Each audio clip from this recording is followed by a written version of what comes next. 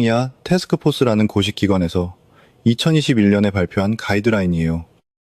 대신 대변 검사로 혈액만 확인하는 걸 추천해요. 이걸 대변 자멸 검사라고 하는데요. 대변에 눈에 안 보이는 피가 섞여 있는지 확인하는 거예요. 이건 안전하고 간단하거든요. 만약에 이상이 있으면 그때 내시경을 고려하는 거죠. 대변 검사는 집에서 할 수 있고요. 아무런 위험이 없어요. 이게 훨씬 현명한 선택입니다. 실제 사례를 하나 더 말씀드릴게요. 71살 이영호 어르신 이야기입니다. 대전에 사시는 퇴직군인 출신이세요. 평생 건강하게 사셨어요. 매년 꼬박꼬박 건강검진을 받으셨고요. 군인 출신답게 건강관리에 철저하신 분이셨어요. 작년에 대장내 시형을 받으셨어요. 검사 자체는 무사히 끝났는데요.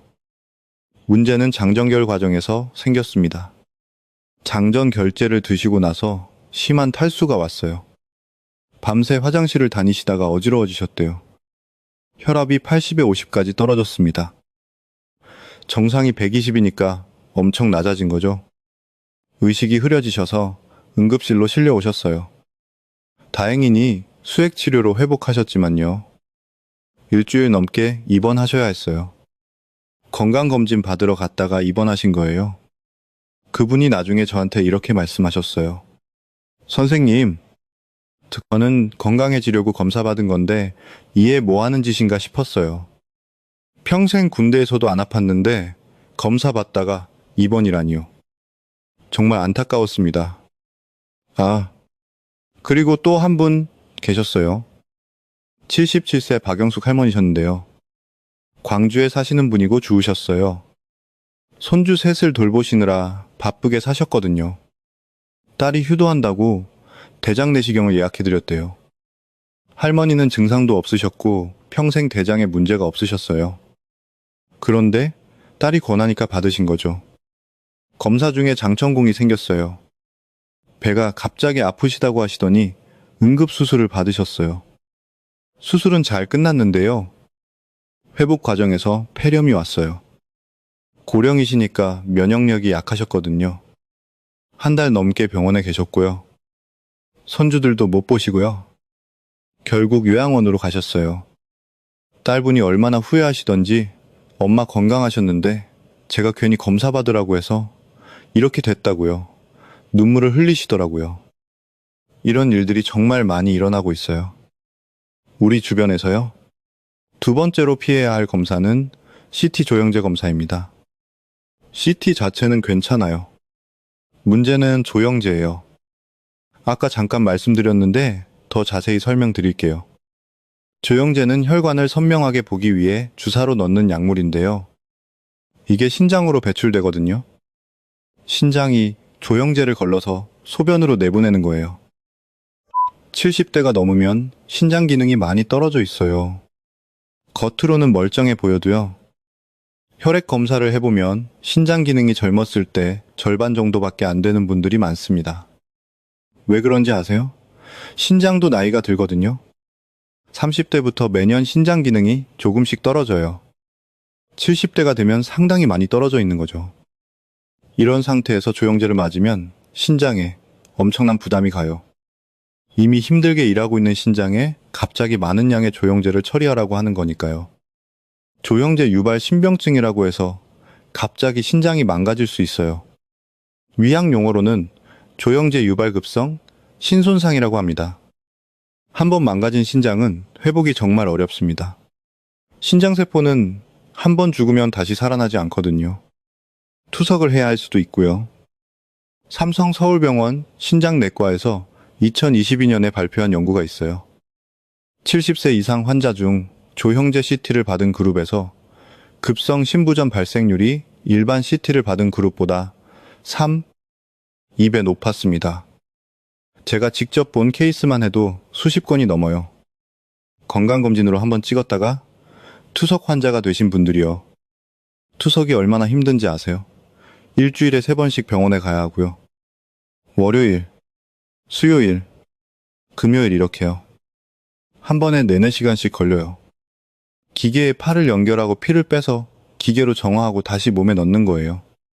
투석 받고 나면 완전히 기운이 빠져서 하루 종일 누워 있어야 해요. 다음날 좀 회복이 되죠. 그러다 또 투석 가야 하고요. 평생 이렇게 살아야 하는 겁니다. 검사 한번 잘못 받아서요. 여행도 못 가요. 투석 때문에요. 손주들이랑 놀아주는 것도 힘들어지고요. 실제 환자분 이야기를 해드릴게요. 75세 장순옥 할머니셨어요. 청주에 사시는 분이고 퇴직은행원이셨어요. 고혈압약 만드시고 그 외에는 건강하셨거든요. 은퇴 후에 노인정에서 친구분들이랑 화투도 치시고 손주들 돌봐주시고 바쁘게 사셨어요. 건강검진에서 패시티 조영제 검사를 받으셨어요. 별다른 증상도 없으셨는데 검진센터에서 권해서 받으신 거였죠. 어르신 폐암 조기 발견에 좋은 검사예요. 이랬대요. 그런데 검사 후에 소변이 안 나오기 시작하셨어요. 급성 신부전이 온 겁니다. 신장이 갑자기 기능을 멈춘 거예요. 응급실로 오셔서 투석을 시작하셨고요. 지금도 일주일에 3번씩 투석을 받으러 병원에 다니세요. 검사 한 번 때문에 평생 투석 환자가 되신 거예요. 할머니가 저한테 이렇게 말씀하셨어요. 선생님, 저는 그냥 건강한지 확인하고 싶었을 뿐인데 이렇게 될 줄 몰랐어요. 이제 손주들 돌보는 것도 힘들어요. 투석 다니느라 노인정 친구들 만나는 것도 힘들고요. 정말 가슴이 아팠습니다. 우리가 건강해지려고 받은 검사가 오히려 가족들에게 짐이 되는 결과를 낳은 거예요. 특히 당뇨병이 있으시거나 고혈압약을 드시는 분들은 더 조심해야 합니다. 이런 분들은 이미 신장 기능이 손상되어 있을 가능성이 높거든요. 당뇨와 고혈압이 신장을 서서히 망가뜨리거든요. 조영제를 쓰기 전에는 반드시 신장 기능 검사를 해야 하고요. 만약 신장 기능이 안 좋으면 조영제 없는 검사로 대체해야 해요. 그리고 조영제 알레르기도 문제입니다. 젊었을 때는 괜찮았어도 나이 되면서 갑자기 알레르기가 생길 수 있어요. 면역 체계가 변하거든요. 예전에 괜찮았다고 이번에도 괜찮을 거라는 보장이 없어요. 심한 경우 아나필락시스라고 해서 쇼크 상태에 빠질 수 있습니다. 아나필락시스가 뭐냐면 심한 알레르기 반응이에요. 혈압이 뚝 떨어지고 호흡 곤란이 와요. 이것도 정말 위험한 상황이에요. 기관지가 붓고 숨을 못 쉬게 되면 몇 분 안에 사망할 수도 있거든요. 그래서 70대 이상은 CT를 꼭 찍어야 하는 상황이 아니면 피하는 게 좋습니다. 특히 건강검진 목적으로는 절대 조영제 CT를 받으시면 안 돼요. 만약 꼭 필요하다면 조영제 없는 CT나 초음파, MRI 같은 다른 검사를 먼저 고려해야 합니다. 요즘은 초음파 기술이 정말 좋아져서 많은 경우 조영제 CT 없이도 충분히 진단할 수 있어요. 세 번째는 운동부와 심전도 검사입니다. 이거는 러닝머신 위에서 뛰면서 심장을 검사하는 거예요. 협심증이나 심근경색위험을 알아보는 검사인데요. 70대 이상한테는 정말 위험합니다. 왜냐하면 검사 중에 실제로 심장 문제가 생길 수 있거든요. 생각해보세요. 평소에 운동 안 하시는 분이 갑자기 러닝머신에서 뛰는 거예요. 심박수를 최대한 올려야 하는 검사거든요. 목표 심박수라는 게 있어서 그걸 달성할 때까지 속도를 올려요. 이 과정에서 심장에 엄청난 부담이 갑니다. 평소에 살살 쓰던 심장을 갑자기 전력 질주시키는 거예요. 실제로 검사 중에 심근경색이 오거나 부정맥이 생기는 경우가 있어요. 또 넘어지거나 어지러워서 쓰러지는 일도 많고요. 고령층은 균형 감각도 떨어져 있어서 러닝머신에서 넘어지기 쉬워요. 서울 아산병원 심장내과에서 발표한 자료에 따르면요. 70세 이상 환자의 운동 부하 검사 중 심각한 부작용 발생률이 젊은 층보다 8배 높았습니다. 제 동료 의사한테 들은 이야기인데요. 74세 환자분이 운동 부하 검사 중에 갑자기 심정지가 왔대요. 심장이 멈춘 거예요. 다행히 병원에서 검사 중이어서 바로 심폐소, 생수를 해서 살아나셨지만요. 만약 다른 곳이었으면 큰일 날 뻔했죠. 건강 확인하려고 받은 검사가 거의 생명을 앗아갈 뻔한 거예요. 더 큰 문제죠. 건강 확인하려고 받은 검사가 거의 생명을 앗아갈 뻔한 거예요. 더 큰 문제는 이 검사의 정확도가 고령층에서 떨어진다는 겁니다. 위양성이라고 해서 실제로는 문제가 없는데 이상하다고 나오는 경우가 많아요. 왜 그런지 아세요? 나이가 들면 심전도 모양 자체가 바뀌거든요. 젊은 사람 기준으로 만든 판독 기준이 고령층한테는 잘 안 맞는 거예요. 그러면 추가 검사를 또 받게 되고요. 관상동맥, 조영술 같은 침적인 검사까지 받게 될 수 있습니다. 관상동맥 조영술은 심장혈관에 직접 관을 넣어서 보는 검사예요. 이것도 위험하고요. 그 과정에서 불필요한 시술까지 받게 될 수 있어요. 스텐트를 넣는다든지요. 70대 이상은 운동구와 검사 대신에 심장 초음파나 가만히 누워서 찍는 심전도로 충분합니다. 이런 검사들도 심장 상태를 충분히 평가할 수 있거든요. 위험을 감소하면서까지 운동 부하 검사를 받을 필요가 없어요. 심장 초음파는 정말 안전하고요. 심장의 구조와 기능을 다 볼 수 있습니다. 초음파제를 바르고 가슴에 기계를 대면 끝이에요. 아무 위험이 없어요. 네 번째는 전신피 ECT 검사입니다. 이건 암 검사로 유명한데요. 정말 비싸고 정밀한 검사예요. 한 번에 180만 원에서 250만 원까지 들기도 하고요. 검진센터에서 종합 검진 패키지에 이걸 넣어서 비싸게 파는 경우가 많아요. 그런데 70대 이상한테는 권하지 않습니다. 왜냐하면 이 검사가 너무 민감해서 문제가 없는 걸 찾아내기 때문이에요. PETC가 어떻게 작동하는지 간단히 설명드릴게요. 포도당이 방사성 물질을 붙여서 주사해요. 암세포는 포도당을 많이 먹거든요. 그래서 암이 있으면 그 부위가 밝게 보여요. 문제는 암만 밝게 보이는 게 아니라는 거예요. 염증이 있는 부위, 활발하게 활동하는 조직도 밝게 보여요. 나이가 되면 몸 여기저기에 작은 이상들이 생깁니다. 염증도 있고요. 작은 혹도 있고요. 대부분 문제가 안 되는 것들이에요. 평생 증상 없이 지낼 수 있는 것들이요. 그런데 PECT는 이런 것들을 다 찾아냅니다. 검사 결과지에 이상 소견이라고 적혀 나와요. 그러면 환자분은 놀라시고요. 추가 검사를 받게 되고요. 조직 검사도 하게 되고요. 결국은 아무 문제 없는 걸로 판명되는 경우가 대부분이에요. 그동안 받은 스트레스는요. 추가 검사 비용은요. 조직 검사하면서 받은 고통은요.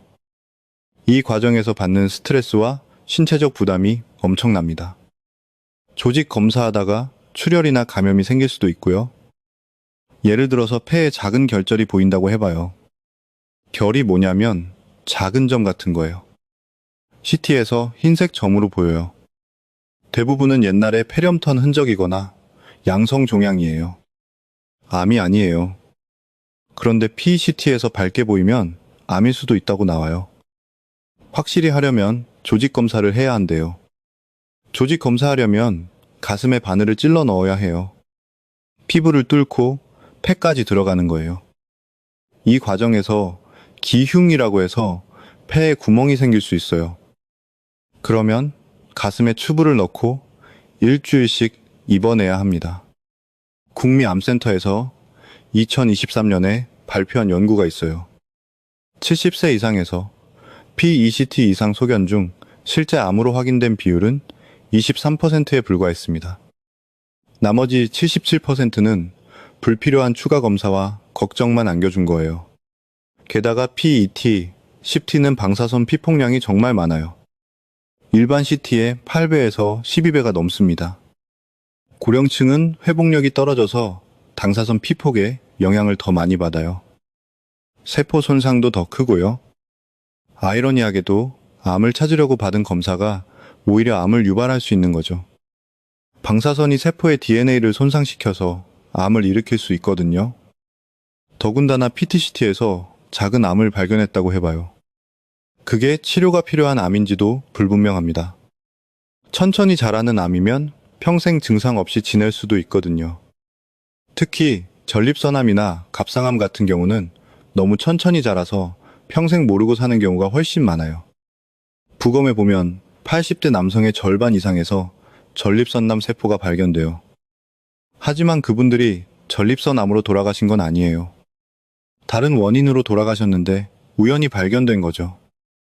그런데 검사로 발견됐으니까 치료해야 할 것 같고요. 수술받고 항암 치료받고 하다가 오히려 삶의 질이 엄청나게 떨어지는 거예요. 그래서 암가족이 있거나 특별한 증상이 있는 게 아니라면 70대 이상은 전신 PTCT를 건강검진 목적으로 받지 않는 게 좋습니다. 일반 CT나 초음파로도 충분히 필요한 부분을 확인할 수 있어요. 돈도 아끼고 몸도 지키는 거죠. 5번째는 수면 내시경입니다. 위 내시경 자체가 문제는 아니에요. 문제는 수면제예요. 많은 분들이 내시경 검상 힘들까봐 수면 내시경을 선택하시는데요. 70대 이상한테는 이게 위험할 수 있습니다. 수면 내시경에 쓰는 약물이 뭔지 아세요? 프로토폴이라는 약이에요. 이게 뉴스에서도 많이 나왔죠.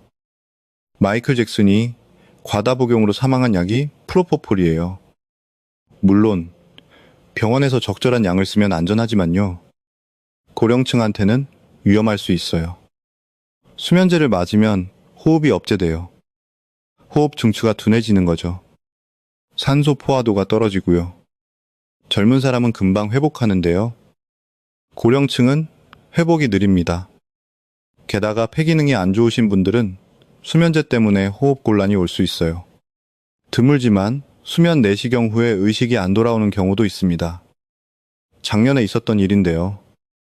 78세 남자 환자분이 수면 내시경을 받으셨어요. 검사는 잘 끝났는데 회복실에서 깨어나질 않으시는 거예요. 30분이 지나고 일한 시간이 지나도요. 보통은 10분에서 20분이면 깨거든요. 결국 주환자실로 옮겨서 인공무기를 달아야 했어요. 다행히 이틀 후에 깨어나셨지만요. 그 과정이 얼마나 무서웠겠어요. 가족들 마음이요. 또 수면제는 혈압을 떨어뜨려요. 심장이 약하신 분들한테는 이게 정말 위험합니다. 혈압이 갑자기 떨어지면 내려가는 혈류가 줄어들거든요. 어지럽고 쓰러질 수 있고요. 심하면 뇌졸중까지 올 수 있어요.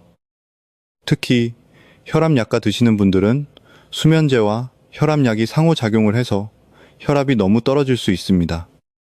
그리고 수면 내시경 후에는 하루 종일 멍한 상태가 됩니다. 기억도 잘 안 나고요. 판단력이 떨어져요. 고령층은 이 상태에서 넘어지거나 사고가 날 위험이 높아요. 실제로 수면시경 받고 집에 가시다가 넘어져서 골절상을 입으신 분들도 많습니다. 멍한 상태에서 계단을 내려가다가 넘어지시거나 문턱에 걸려 넘어지시는 거예요. 엉덩이뼈 골절이 생기면 수술받아야 하고요. 그 후유증으로 돌아가시는 경우도 있어요. 고령층의 고관절 골절, 1년 내 사망률이 23%나 됩니다. 4명 중 1명이 1년 안에 돌아가시는 거예요. 그래서 70대 이상은 가능하면 비수면 내시경을 권합니다. 요즘은 내시경 기계가 정말 좋아져서 비수면으로 해도 그렇게 힘들지 않아요. 약간 불편하긴 하지만 5분 정도면 끝나거든요. 위험을 감수하면서까지 수면제를 쓸 필요 없어요. 비수면으로 하면 검사 끝나고 바로 집에 가실 수 있고요. 안전합니다. 회복 시간도 필요 없고요. 자, 지금까지 70대 이상이 피해야 할 5가지 검사를 말씀드렸습니다. 잠깐 정리해 드릴게요. 첫째, 대장내시경, 장천공 위험. 둘째, CT 조영제 검사, 급성심부전 위험. 셋째, 운동부와 신전도, 신장사고 위험. 넷째, 전신 PTCT, 과잉진단과 방사선 피포. 다섯째, 수면 내시경 호흡제와 낙상 위험이 5가지. 기억하시죠? 그럼 이제 70대 이상은 어떤 검사를 받아야 할까요? 필요한 검사들도 있거든요. 안전하면서 효과적인 검사들이요. 첫 번째로 혈액 검사는 정기적으로 받으셔야 합니다. 혈당, 콜레스테롤, 신장 기능, 간 기능, 이런 기본적인 것들이요. 이건 채만 하면 되니까 안전하고요. 만성질환 관리에 꼭 필요해요. 외로움과 고립이 건강에 정말 안 좋아요. 우울증도 오고 치매 위험도 높아지거든요. 연구에 따르면 외로움이 건강에 미치는 영향이 하루에 담배 15개비 피우는 것과 비슷하대요. 그 정도로 해롭다는 거예요. 규칙적으로 사람들을 만나세요. 경로당이나 복지관을 나가시는 것도 좋고요. 취미 활동을 함께하는 모임에 참여하시는 것도 좋아요. 등산 동호회, 노래 교실, 가족 도어회, 뭐든 좋아요. 가족들과도 자주 연락하고 만나세요. 일주일에 한두 번은 친구나 이웃과 이야기 나누는 시간을 가지세요. 사회적 관계가 건강에 미치는 영향이 운동이나 식이법만큼이나 큽니다. 혼자 계시지 마시고 사람 죄 속으로 들어가세요. 7번째는 낙상 예방입니다.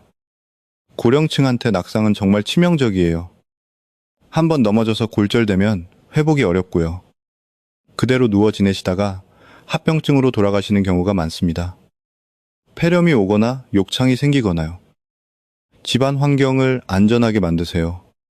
화장실에 손잡이를 달고요. 문턱은 없애고요. 바닥에 미끄럼 방지 매트를 깔아야 해요. 신발도 중요합니다. 슬리퍼는 벗겨지기 쉬우니까 발에 딱 맞는 신발을 신으세요. 밤에 화장실 갈 때를 대비해서 복도에 야간 조명을 켜두시고요. 급하게 움직이지 마시고 천천히 움직이는 습관을 들이세요. 침대에서 일어날 때도 바로 일어나지 마시고 30초 정도 앉아 계셨다가 일어나세요. 기립성 저혈압이라고 해서 갑자기 일어나면 어지러울 수 있거든요. 어지럼을 예방할 수 있어요. 8번째는 정기적인 주치 방문입니다. 몸이 아프지 않아도 3개월에서 6개월에 한 번은 주치 선생님을 만나세요. 만성질환 관리도 하고요. 약도 점검하고요. 필요한 검사도 상해할 수 있습니다. 증상이 생겼을 때만 병원하지 마시고 정기적으로 방문하는 게 훨씬 좋아요. 문제가 생기기 전에 미리 예방할 수 있거든요. 주치 선생님과 좋은 관계를 유지하는 게 정말 중요합니다. 여러분의 건강 상태를 가장 잘 아는 사람이 주치이니까요. 궁금한 거 있으면 메모해 뒀다가 진료 때 물어보세요. 주치의는 평생 건강을 함께 관리하는 동반자예요. 자, 그럼 주의사항에 대해서도 말씀드릴게요. 이것도 중요해요. 첫째, 건강검진 권유를 받더라도 무조건 다 받지 마세요. 나이와 건강 상태를 고려해서 필요한 검사만 선택적으로 받아야 합니다. 검진센터에서 권하는 고가 패키지는 대부분 필요한 검사들이 많이 포함되어 있어요. 비싼 게 좋은 게 아니에요. 오히려 비싼 검사가 더 위험할 수 있어요. 둘째, 증상이 없는데 검사하지 마세요. 증상이 있을 때 필요한 검사를 받는 게 맞습니다. 아무 증상 없는데 여기저기에 검사하다 보면 이상한 게 나올 수밖에 없어요. 그러면 추가 검사에 악순환이 시작되는 거죠. 이걸 검사의 캐스케이드 효과라고 하는데요. 한 번 시작하면 끝이 없어요. 셋째, 인터넷이나 TV 건강 프로그램을 맹신하지 마세요. 거기 나오는 정보들은 대부분 일반적인 얘기고요. 개인가 있어요? 여러분의 상태에 맞는 조언은 주치 선생님한테서 들어야 합니다. 검증되지 않은 민간요법이나 건강기능식품도 조심하세요. 특히 간이나 신장에 해로운 성분이 들어있는 경우가 많아요. 넷째, 가족들이 권하는 검사도 신중하게 판단하세요. 자녀분들이 효도한다고 비싼 검진 패키지를 선물하시는 경우가 있는데요. 고마운 마음은 받되 실제로 받을 검사는 선택하셔야 해요. 가족들한테 오늘 이 영상 내용을 설명해 드리세요. 효도는 검사가 아니라 함께 시간 보내는 거라고요. 다섯째, 동네 친구들이 받았다고 따라서 받지 마세요. 각자 건강 상태가 다르거든요. 친구는 괜찮았는데 여러분한테는 위험할 수 있어요. 본인의 몸 상태를 가장 잘 아는 주치와 상의하는 게 최선입니다. 남과 비교하지 마시고 본인한테 맞는 선택을 하세요. 여섯째, 건강검진 결과에 너무 일일비하지 마세요. 조금 이상하다고 나와도 대부분은 큰 문제가 아니에요. 나이가 되면 정상 수치도 달라지거든요. 젊은 사람 기준이랑 달라요. 결과가 나쁘다고 너무 걱정하지 마시고요. 주치와 상담하세요. 일곱째, 건강에 대한 강박을 버리세요. 완벽하게 건강할 필요는 없어요. 나이에 맞게 적당히 건강하면 되는 거예요. 검사 수치 하나하나에 집착하지 마시고요. 전반적인 삶의 질을 높이는데 집중하세요. 손주들이랑 웃으면서 시간 보내는 게 검사 받는 것보다 훨씬 건강해요. 자, 이제 오늘 말씀드린 내용을 마지막으로 정리해 드릴게요. 70대가 넘으면 피해야 할 5가지 검사 기억하시죠? 첫째, 대장 내시경. 둘째, CP 조영제 검사. 셋째, 운동 부하, 심전도. 넷째, 전신, PTC. 다섯째, 수면, 내시경이. 검사들은 젊었을 때는 유용하지만 고령층한테는 위험이 더 클 수 있어요. 대신 안전한 기본 검사들을 정기적으로 받으시고요. 혈액 검사, 혈압 측정, 골밀도 검사, 눈 검사, 대변 자멸 검사, 청력 검사 이 6가지면 충분해요. 그리고 일상생활에서의 관리가 훨씬 더 중요하다는 걸 기억하세요.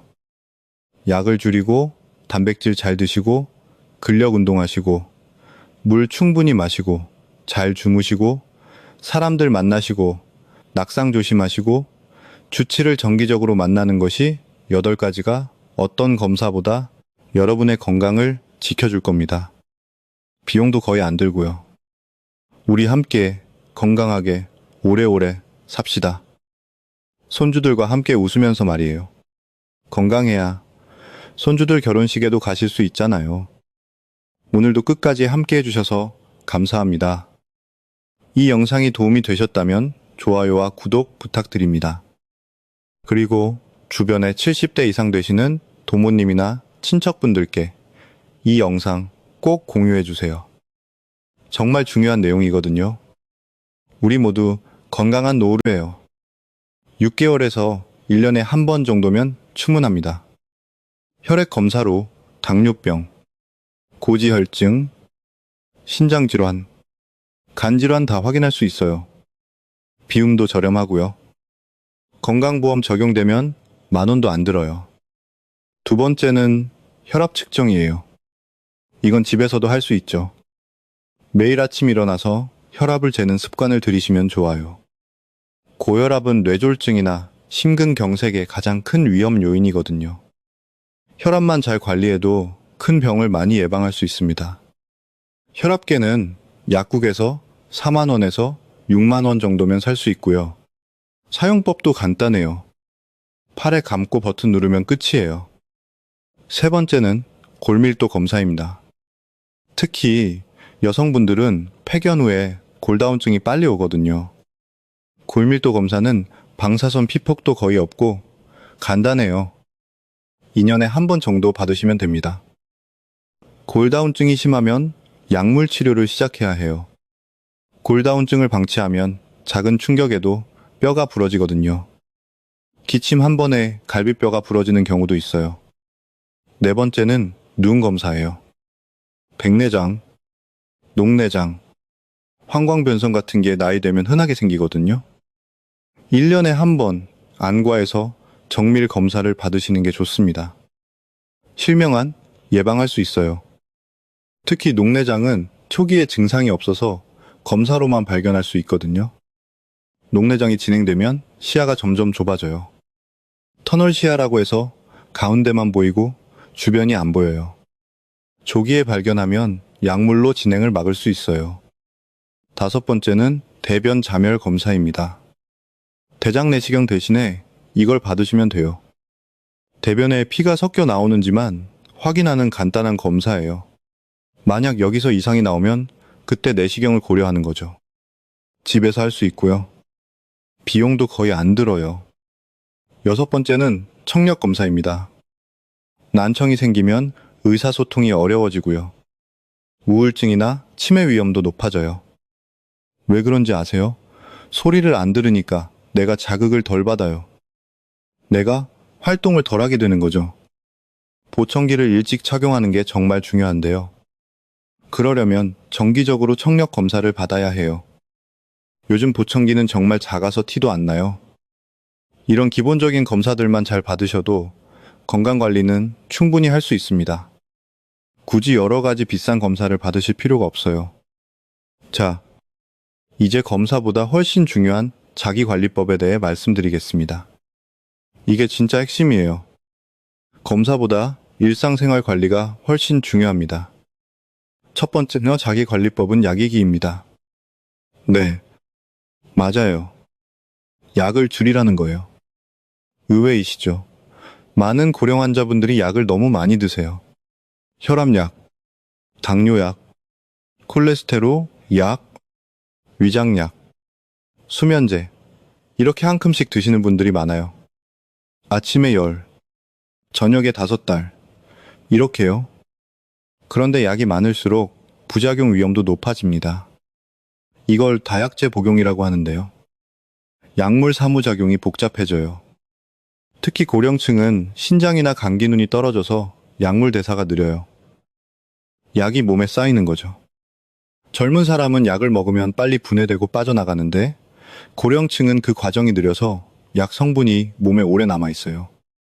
그러면 어지럽고 넘어지기 쉽고요. 기억력도 떨어져요.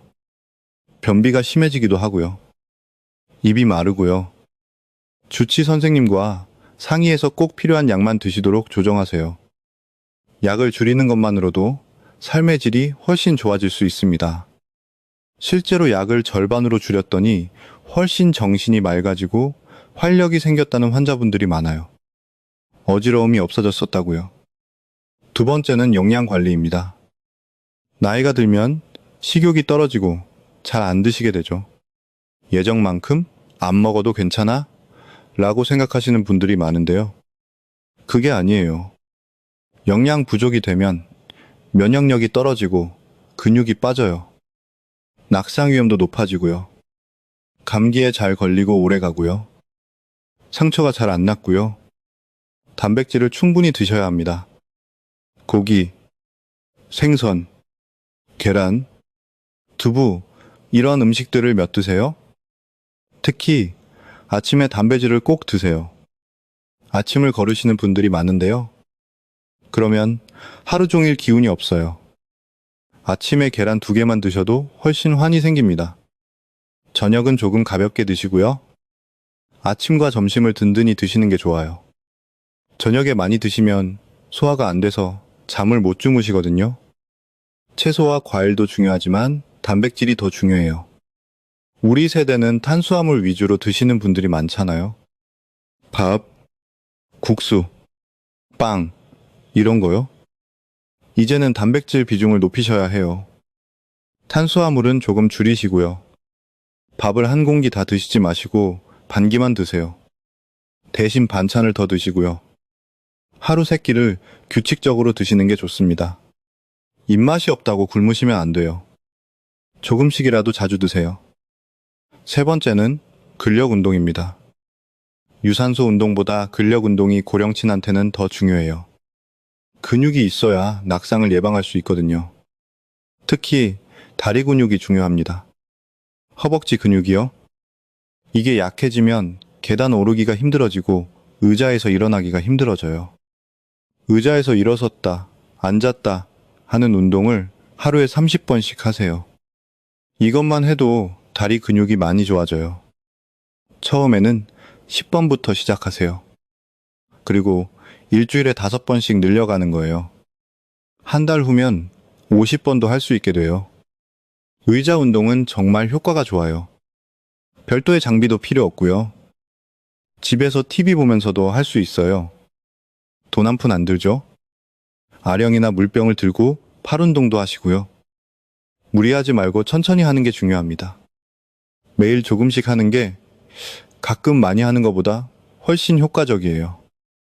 운동 후에는 스트레칭도 꼭 하세요. 근육이 굳지 않게요. 네 번째는 수분 섭취입니다. 고령층은 갈증을 잘 못 느끼세요. 갈증 중추가 둔해지거든요. 그래서 탈수가 자주 옵니다. 탈수가 오면 혈압이 떨어지고 의식이 흐려지고요. 신장에도 안 좋아요. 변비도 심해지고요. 목이 안 마르더라도 물을 자주 드셔야 돼요. 하루에 1렐에서 1, 5엘 정도가 적당합니다. 너무 많이 드시면 또 안 좋아요. 신장이나 신장에 부담이 갈 수 있거든요. 커피나 차는 인뇨작용이 있어서 물로 계산하지 마세요. 인뇨작용이 뭐냐면 소변을 많이 나오게 하는 거예요.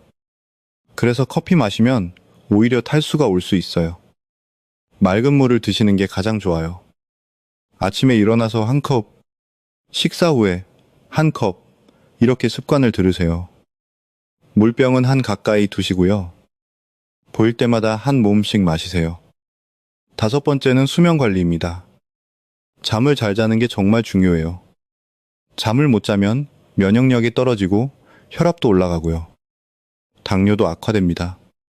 기억력도 떨어지고요. 수면제보다는 생활 습관으로 수면을 개선하는 게 좋아요. 수면제는 의존성도 생기고 부작용도 많거든요. 낮잠을 너무 오래 자지 마시고요. 낮잠은 30분 이내로요. 그 이상 자시면 밤에 잠이 안요. 저녁 6시 이후에는 카페인을 피하세요. 카페인이 몸에서 빠지는데 6여 시간 이상 걸리거든요. 잠자리 환경도 중요합니다. 방을 어둡게 하고 조용하게 하세요. 자기 전에 따뜻한 물로 샤워하면 잠이 잘 와요. 체온이 올랐다가 내려가면서 졸음이 오거든요. 침대는 잠자는 용도로만 쓰시고요. 침대에서 TV 보거나 핸드폰 하지 마세요. 침대는 잠자는 곳이라는 걸 뇌가 기억하게 해야 해요. 6번째는 사회활동입니다. 외로움과 고립이 건강에 정말 안 좋아요. 우울증도 오고 치매 위험도 높아지거든요. 연구에 따르면 외로움이 건강에 미치는 영향이 하루에 담배 15개비 피우는 것과 비슷하대요. 그 정도로 해롭다는 거예요. 규칙적으로 사람들을 만나세요. 경로당이나 복지관을 나가시는 것도 좋고요. 취미활동을 외로움과 고립이 건강에 정말 안 좋아요. 우울증도 오고 치매 위험도 높아지거든요. 연구에 따르면 외로움이 건강에 미치는 영향이 하루에 담배 15개비 피우는 것과 비슷하대요. 그 정도로 해롭다는 거예요. 규칙적으로 사람들을 만나세요. 경로당이나 복지관을 나가시는 것도 좋고요. 취미활동을 함께하는 모임에 참여하시는 것도 좋아요. 등산 동호회, 노래교실, 가족 도호회, 뭐든 좋아요. 가족들과도 자주 연락하고 만나세요. 일주일에 한두 번은 친구나 이웃과 이야기 나누는 시간을 가지세요. 사회적 관계가 건강에 미치는 영향이 운동이나 식이법만큼이나 큽니다. 혼자 계시지 마시고 사람 죄 속으로 들어가세요. 7번째는 낙상 예방입니다. 고령층한테 낙상은 정말 치명적이에요. 한번 넘어져서 골절되면 회복이 어렵고요. 그대로 누워 지내시다가 합병증으로 돌아가시는 경우가 많습니다. 폐렴이 오거나 욕창이 생기거나요. 집안 환경을 안전하게 만드세요. 화장실에 손잡이를 달고요. 문턱은 없애고요. 바닥에 미끄럼 방지 매트를 깔아야 해요. 신발도 중요합니다. 슬리퍼는 벗겨지기 쉬우니까 발에 딱 맞는 신발을 신으세요. 밤에 화장실 갈 때를 대비해서 복도에 야간 조명을 켜두시고요. 급하게 움직이지 마시고 천천히 움직이는 습관을 들이세요. 침대에서 일어날 때도 바로 일어나지 마시고 30초 정도 앉아 계셨다가 일어나세요. 기립성 저혈압이라고 해서 갑자기 일어나면 어지러울 수 있거든요. 어지럼을 예방할 수 있어요. 8번째는 정기적인 주치 방문입니다. 몸이 아프지 않아도 3개월에서 6개월에 한 번은 주치 선생님을 만나세요. 만성질환 관리도 하고요. 약도 점검하고요. 필요한 검사도 상해할 수 있습니다. 증상이 생겼을 때만 병원하지 마시고 정기적으로 방문하는 게 훨씬 좋아요. 문제가 생기기 전에 미리 예방할 수 있거든요. 주치 선생님과 좋은 관계를 유지하는 게 정말 중요합니다. 여러분의 건강 상태를 가장 잘 아는 사람이 주치이니까요. 궁금한 거 있으면 메모해 뒀다가 진료 때 물어보세요. 주치의는 평생 건강을 함께 관리하는 동반자예요. 자, 그럼 주의사항에 대해서도 말씀드릴게요. 이것도 중요해요. 첫째, 건강검진 권유를 받더라도 무조건 다 받지 마세요. 나이와 건강 상태를 고려해서 필요한 검사만 선택적으로 받아야 합니다.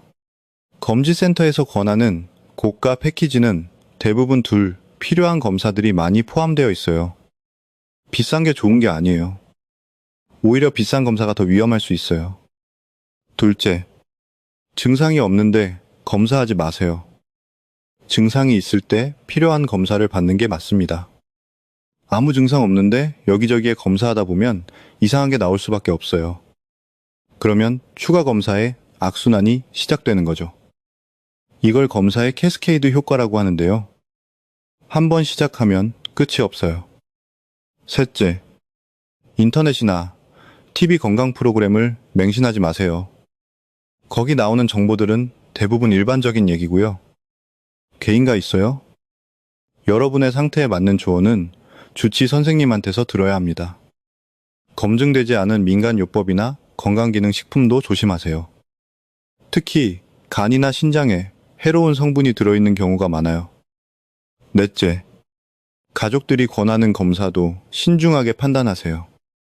자녀분들이 효도한다고 비싼 검진 패키지를 선물하시는 경우가 있는데요. 고마운 마음은 받되 실제로 받을 검사는 선택하셔야 해요.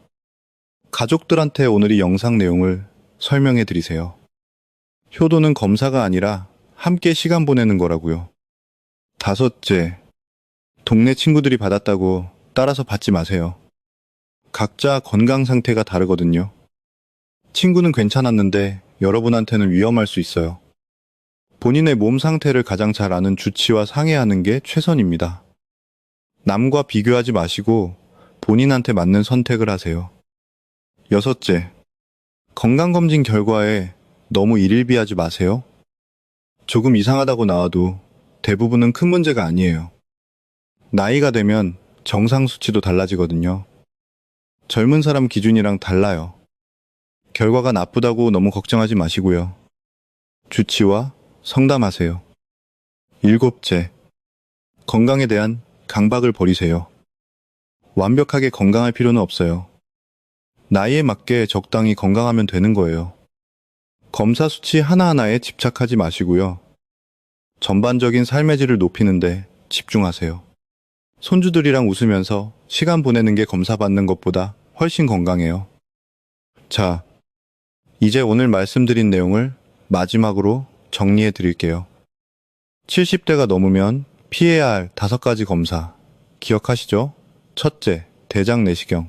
둘째, CP 조영제 검사. 셋째, 운동 부하, 심전도. 넷째, 전신, PTC. 다섯째, 수면, 내시경이. 검사들은 젊었을 때는 유용하지만 고령층한테는 위험이 더 클 수 있어요. 대신 안전한 기본 검사들을 정기적으로 받으시고요. 혈액 검사, 혈압 측정, 골밀도 검사, 눈 검사, 대변 자멸 검사, 청력 검사 이 6가지면 충분해요. 그리고 일상생활에서의 관리가 훨씬 더 중요하다는 걸 기억하세요. 약을 줄이고 단백질 잘 드시고 근력 운동하시고 물 충분히 마시고 잘 주무시고 사람들 만나시고 낙상 조심하시고 주치를 정기적으로 만나는 것이 8가지가 어떤 검사보다 여러분의 건강을 지켜줄 겁니다. 비용도 거의 안 들고요. 우리 함께 건강하게 오래오래 삽시다. 손주들과 함께 웃으면서 말이에요. 건강해야 손주들 결혼식에도 가실 수 있잖아요. 오늘도 끝까지 함께 해주셔서 감사합니다. 이 영상이 도움이 되셨다면 좋아요와 구독 부탁드립니다. 그리고 주변에 70대 이상 되시는 도모님이나 친척분들께 이 영상 꼭 공유해주세요. 정말 중요한 내용이거든요. 우리 모두 건강한 노후를